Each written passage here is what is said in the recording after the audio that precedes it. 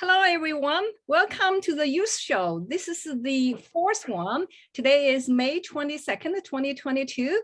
This is exciting today because even though we started in February, but Professor Roddy was traveling and he could not make it for the past 3 times. So the YUS Show was YUS Show.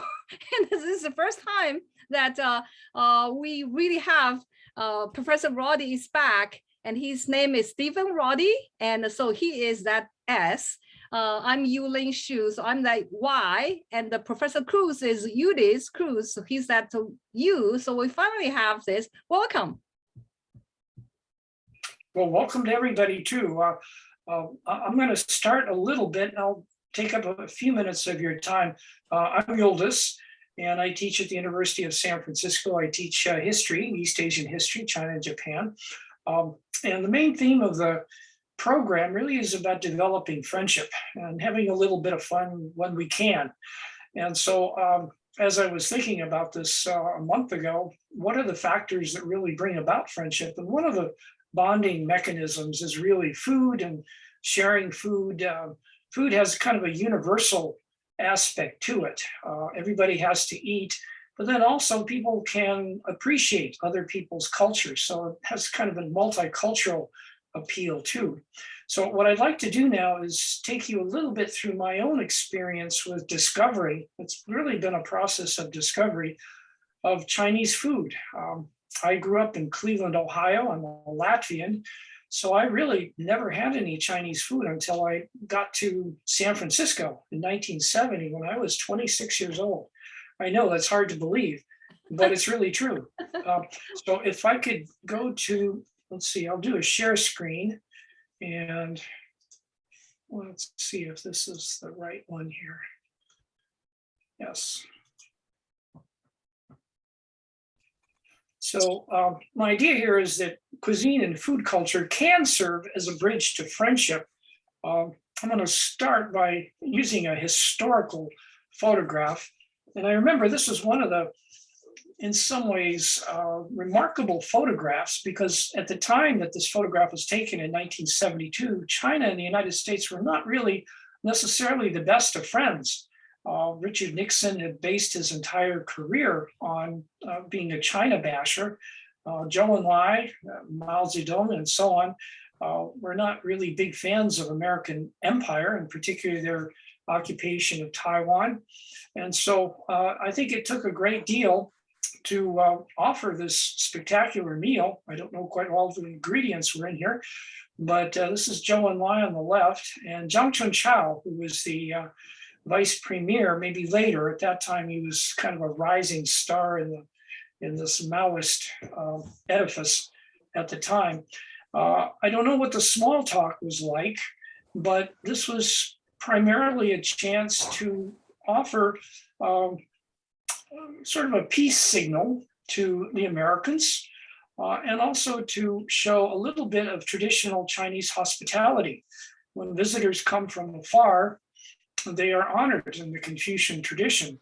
And so Mr. Nixon and his entire entourage were hosted at the Great Hall of the People at this very, very elaborate banquet. Zhou Enlai also offered Mao Tai, this very strong drink, as a toast, and so on. So this was probably, well, I think President Nixon probably had some Chinese food before that, but never on quite a grand a scale and sort of state level. Now, my own experience with Chinese food really began when I lived with a Chinese family in Hong Kong in 1970, 71. And the family were the He's.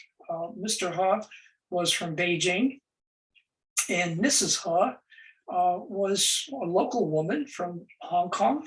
She was a school teacher, and they had just gotten married not too long ago, before that, maybe 3 or 4 years before that. And they just had a couple of babies, 2 young girls.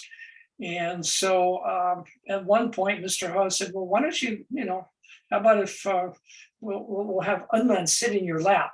And this is Unman. She was the oldest, she was the elder of the 2 daughters. And so she was, so Mr. He snapped the photograph and gave it to me, and somehow it was a perfect photograph. It sort of symbolized that kind of friendship and love. And that little girl's face was all alight. So it made me feel very good that I was accepted into a Chinese family for almost a year. Now, we're talking about food, and one of the biggest surprises I had was that the food that the Mrs. Ha served was very simple. It was very, very simple. In the mornings, we just had toast with a little bit of jam that she had bought from Singapore. It was Singapore jam, not even Chinese jam, but Singapore jam. And in the other cases, it was usually a very weak kind of soup. And then for the main course, it was really 3 bowls of rice and a lot of green vegetables. And so for the first week or so, I actually lost a lot of weight. It was that kind of situation.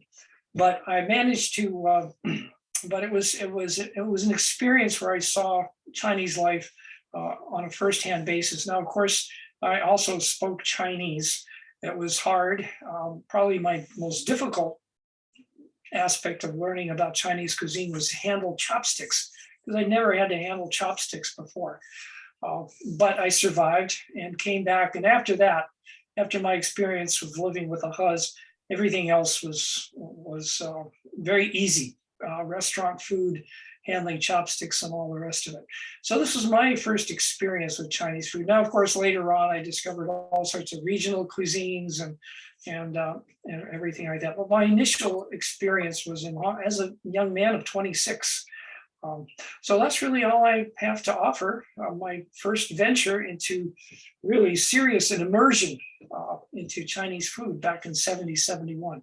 And this is little Unman, who was the star of the show. So thank you. Well, I'll just jump in here since we don't have a lot of time. I had an earlier introduction to Chinese food because I did grow up in the Bay Area, and San Francisco Bay Area, that is, and had lots of food right around the corner. So I grew up eating in Chinese restaurants fairly early, and discovering, of course, the wonderful food in Chinatown here in San Francisco, where I live now.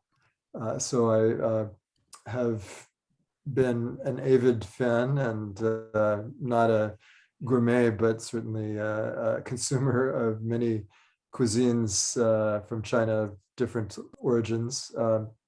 My most recent forays have been mainly in Jiangnan, Nanjing, and some of the cuisines there, because I've spent several weeks in that region recently, and discovered yet more interesting food that I hadn't known. So it's been a lifelong process of learning about all of the things that Chinese eat.